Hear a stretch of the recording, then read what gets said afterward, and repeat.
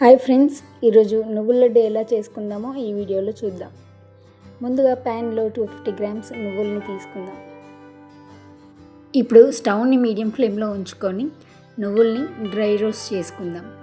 నువ్వులు కాస్త brown colour వచ్చే వరకు డ్రై రోస్ట్ చేసుకుందాం. ఇలా వీడియోలో చూపిస్తున్నట్టు బ్రౌన్ వచ్చాక నువ్వుల్ని పక్కన వేరే ప్లేట్లోకి షిఫ్ట్ చేసుకోండి.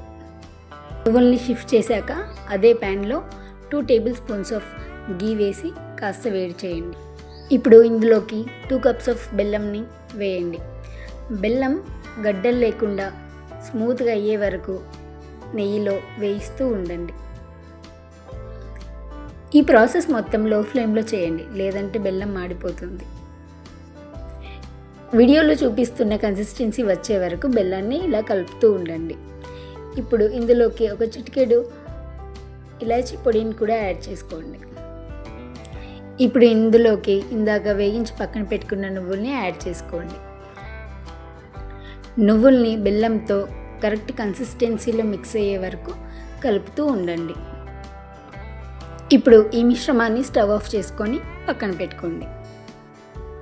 ఈ మిశ్రమం పూర్తిగా చల్లారక ముందే వీడియోలో చూపిస్తున్నట్టు లడ్డూల్లాగా కట్టుకోండి. అంతేనండి, మీకు కావాల్సిన హెల్దీ నువ్వుల లడ్లు 10 మినిట్స్లో రెడీ. ఈ రెసిపీ మీకు నచ్చినట్లయితే like, share and subscribe. Thank you for watching. ఇలాంటి మరెన్నో వీడియోస్ కోసం సౌమ్య పంతుల్ గారిని సబ్స్క్రైబ్ చేసుకోండి. Bye bye.